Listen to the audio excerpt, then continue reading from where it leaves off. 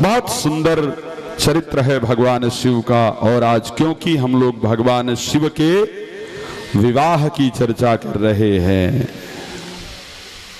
भगवान शिव के विवाह का जो चरित्र है वो और भी बहुत सुंदर है। आप सबको बता दूं कि जिन भी कन्याओं का विवाह ना हो रहा हो, मैंने पहले भी कहा, या वैवाहिक जीवन में कोई कष्ट इत्यादि उत्पन्न हो रहा हो, या पति के जीवन में कष्ट चल रहा हो, तो इस या आपस में प्रेम इत्यादि ना हो, किसी प्रकार की भी कोई समस्या हो, इस चरित्र को श्रवण करने से तो निश्चित रूप से कार्य पूर्ण होता है। और सौभाग्य से देखिए समय इस प्रकार का बना। आज मैं शिवपुराण पर मैंने सोचा भी था कि विवाह के लिए कोई ना कोई ऐसी चर्चा जरूर की जाएगी, और तभी मुझे याद आया सुबह कि 18 तारीख को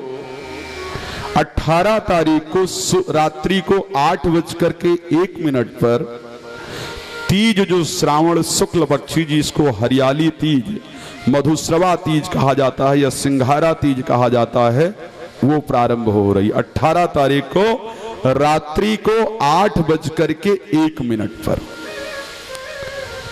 और ये वो दिन है जिस दिन आदि शक्ति जगत जननी माता पार्वती ने अपने तप को पूर्ण किया था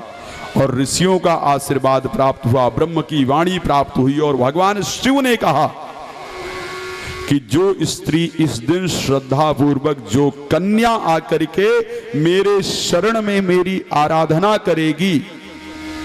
उसके विवाह में चाहे किसी प्रकार की भी अड़चन आ रही हो, चाहे उसके पूर्व जन्म कृत्य कोई भी पाप कर्म हो, चाहे वो मांगलिक हो, चाहे साढ़े कुछ भी हो,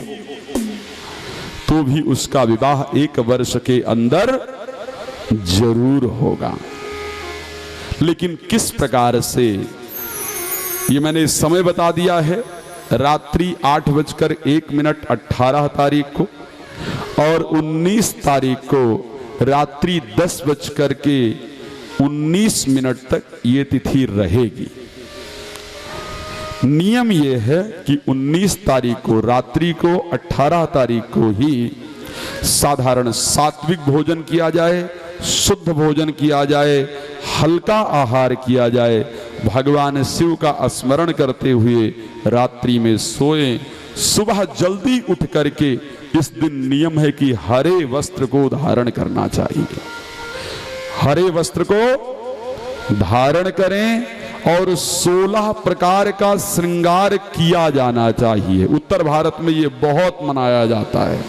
हरियाली तीज को उत्तर भारत में बहुत श्रद्धा से मनाया जाता है। 16 प्रकार का श्रृंगार, यानी 16 प्रकार की चीजें शरीर के अंदर। एक स्त्री का पूर्णत्व तभी माना गया है जब उसके शरीर में 16 श्रृंगार जिस दिन एक स्त्री करती है, उस दिन वो लक्ष्मी स्वरूपा स्वयं होती है। हरे वस्त्र को धारण करके, 16 प्रकार के श्रृंगार को करके, और 16 प्रकार का ही श्रृंगार ला करके आदि शक्ति माता पार्वती को चढ़ाया जाए, शिव जी का पूजन किया जाए, आदि शक्ति को ला करके चढ़ाया जाए, और या तो उनके सामने बैठ करके ओम उमाय नमः, ओम महेश्वराय नमः, इस मंत्र का श्रद्धा से जप किया जाए, और या फिर श्रीरामचरितमानस की बहुत सुंदर चौपाई, मंगल भवन अमंगल हारी, और उमा सहित जहि जपत पुरारी। श्रद्धा पूर्वक इस चौपाई को बैठ करके 108 बार शिव के सामने प्रार्थना कर ली जाए। मैं निश्चित कह सकता हूं, जो लोग भी शादी को लेकर के, चाहे वो सोशल मीडिया पर देख रहे हैं, टीवी पर देख रहे हैं, यहां बैठ करके देख रहे हैं, श्रद्धा पूर्वक कर लीजिए, 1 वर्ष में विवाह जरूर होगा। अगर स्त्री नहीं कर पाती है, लड़की नहीं कर रही है, तो माता पिता श्रद्धा पूर्वक 16 श्रृंगार की चीजें ले जाकर पार्वती जी को अर्पण करके और प्रार्थना कर लें। वो चाहे बेटे का विवाह हो या बेटी का विवाह हो, निश्चित रूप से होगा। और जिनके पति के जीवन में चाहे जिस प्रकार का कष्ट चल रहा हो, चाहे रोग उत्पन्न हो रहा हो, किसी प्रकार का भी कष्ट हो,